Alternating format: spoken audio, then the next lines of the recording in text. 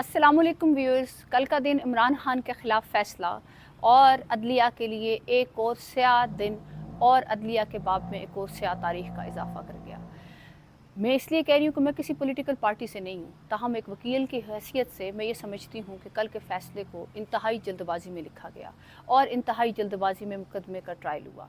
पाकिस्तान में एक कॉन्स्टिट्यूशन मौजूद है और 1977 का कॉन्स्टिट्यूशन में 10A आर्टिकल के तहत ये हक दिया गया हर मुल्ज़िम को, मुल्क में हर उस इंसान को जो अदालत में जाता है, कि उसको फेयर ट्रायल की अपॉर्चुनिटी दी जाए। ताहम कल के फ़ैसले से ये बात बहुत वाज़ेह और आया हुई कि इस फेयर अपॉर्चुनिटी और ट्रायल को यकसर नज़रअंदाज करते हुए कल के कोर्ट ने फ़ैसला दिया। फ़ैसला देने के बाद ताहम बहुत ज़्यादा मायूसी पीटीआई के कारकुनों में नज़र आई। पीटीआई के कारकुन जहाँ जहाँ थे, जो जो सपोर्टर्स थे, वो लोग अदालती फ़ैसले से मायूस तो हुए, लेकिन चूँकि इसको ज़्यादातर पॉलिटिकल फ़ैसला देखा गया जो कि एक कोर्ट से आया।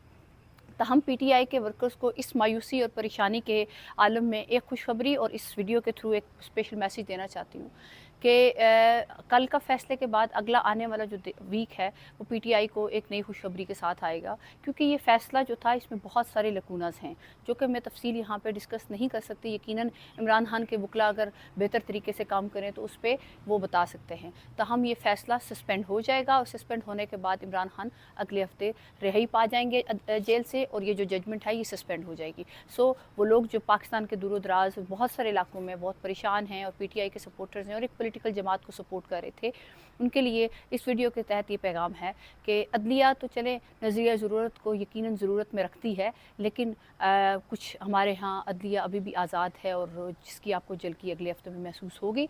और इमरान खान को अगले वीक में जो है वो इसी तरह के उसके थ्रू जजमेंट को सस्पेंड करके रिलीज़ कर दिया जाएगा। Thank you so much.